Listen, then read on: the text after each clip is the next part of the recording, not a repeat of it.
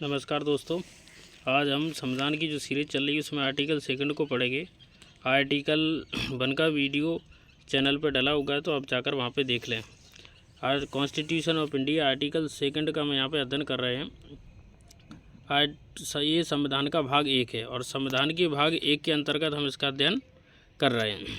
इसमें लिखा है कि एडमिशन और establish of a new state, यानी पार्लियामेंट को ये अधिकार है, पार्लियामेंट को ये पावर है कि वो नए राज्यों का एडमिशन कर सकती है, यानी एडमिशन कर सकती है, और एस्टेब्लिश या उनकी स्थापना कर सकती है। अब न्यू स्टेट, अब न्यू स्टेट के अंतर्गत कौन कौन से स्टेट शामिल है ये समझना पड़ेगा। इसमें लिखा है पार्लियामेंट में by law admit into the union establish new state such terms and condition as its thinks fit, यानी संसद जैसी कंडीशन को फिट समझे यूनियन में राज्यों का प्रवेश इस्टेब्लिश कर सकती है। अब आप ये समझें राज्यों का प्रवेश का यहाँ पर अर्थ क्या है। यहाँ पर राज्यों के प्रवेश का अर्थ है नए राज्य और ये बाहरी राज्य हैं। दूसरी बात ये समझने वाली है कि ये जो राज्य हैं ये बाहरी राज्य हैं। कौन से राज्य हैं?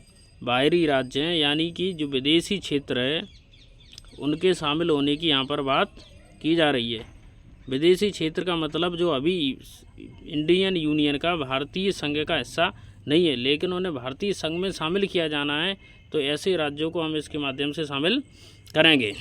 एग्जाम्पल के तौर पर आप समझें, जैसे कि आप देखेंगे गोवा, तो गोवा को आप देखेंगे, गोवा इंडिया का हिस्सा ओरिजिनली नहीं था, क्योंकि गोवा जो था वो फ्रांसीसी टेरिटरी थी।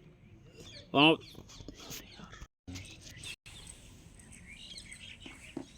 गोवा जो है पुर्तगाली टेरिटरी थी, वहाँ पर पुर्तगालियों का कब्जा था। लेकिन भारत के प्रयासों से जब भारत ने पुर्तगाली पे दबाव डाला तो पुर्तगालियों ने उसे इंडिया को सौंप दिया और आर्टिकल 2 के तहत उसे भारत में शामिल कर लिया गया। सेकंड एग्जांपल से समझे। सेकंड एग्जांपल देखेंगे हम सिक्किम का।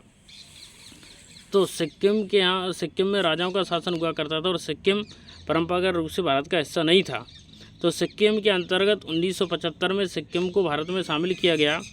पहले क्या किया गया, सिक्किम को एक एसोसिएट स्टेट बनाया गया और बाद में संविधान संशोधन करके इसे पूर्ण राज्य का दर्जा दे दिया गया।